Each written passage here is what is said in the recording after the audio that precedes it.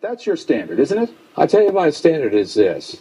You can't legislate morality. Legislation works on the sane. Legislation works on the law-abiding. It doesn't work on criminals. It doesn't work on... If it's possible to reduce the loss of life, you're up for trying it. There are monsters out there every day, and we need to do something to stop them. If it's possible to reduce the loss of life, you're worth trying it, correct?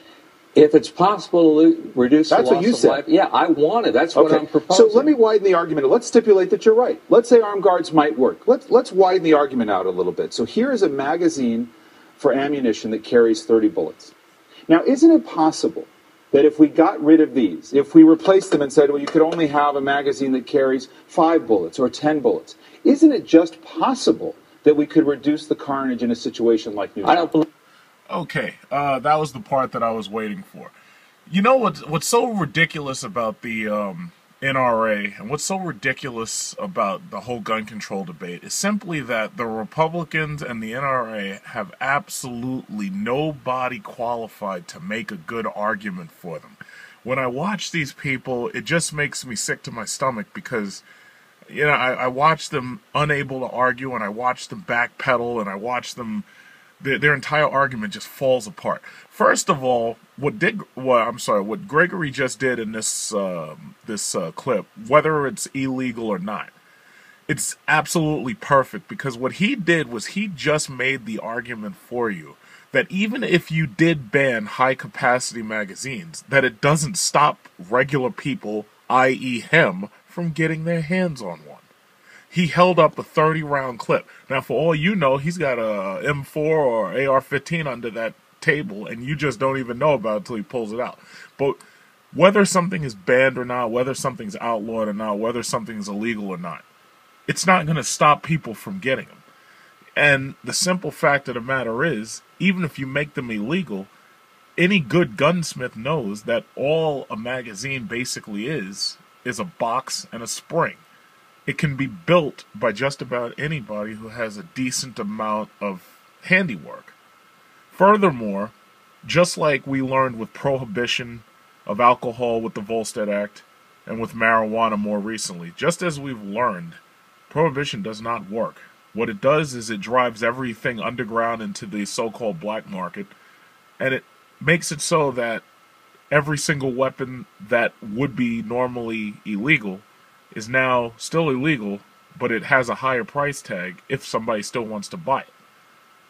All of these weapons that they want to ban doesn't mean anything.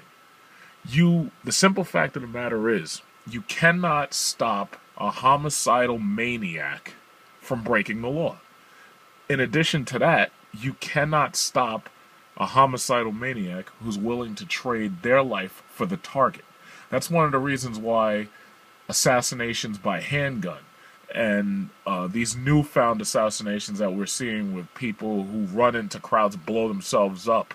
Basically, we're talking about terrorists, but you can't stop that. The only thing you can do is you can do good police work and you can try to stop these people long before they're able to get into the position where that they can actually make their political statement by committing this mass murder.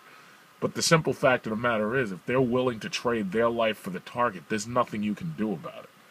And as for this guy in the NRA, I really think they need to hire somebody better, because it's pathetic watching these people argue.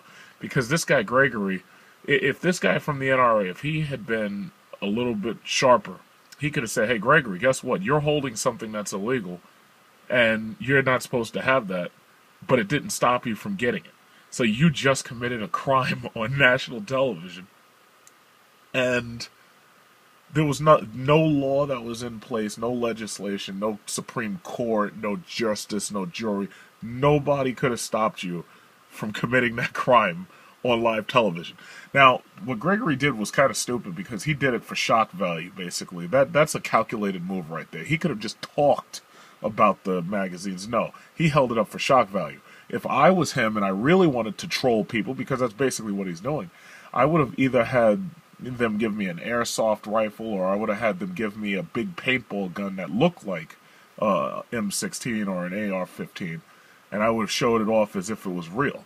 And I would have, checked and seen what this guy's reaction was when I pulled out that big fake plastic toy rifle, he would have thought it was real, and he would have assumed that, something was about to go down. Not that anything was about to go down, but this is just pathetic. It really is.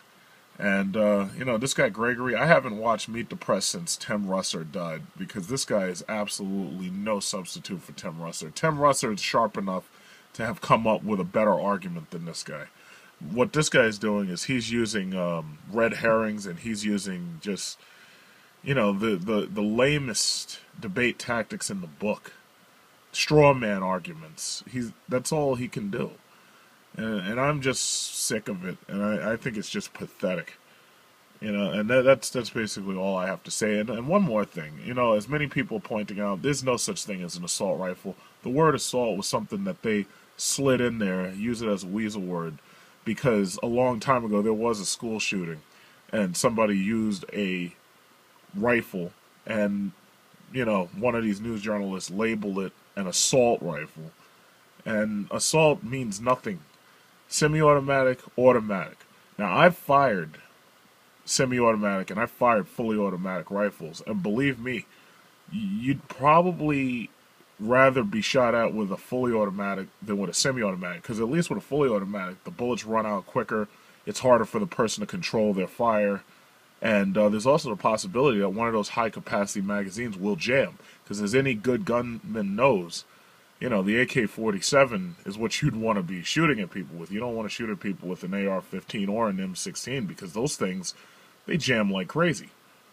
But I just wish they'd get better people to do these arguments, because this shit is getting ridiculous. Wayne LaPierre is not the person the NRA needs. What they need is like Arnold Schwarzenegger. They need somebody, who really, they need somebody just, with presence, who knows how to argue. Not this guy. He's just too weak. Far too weak.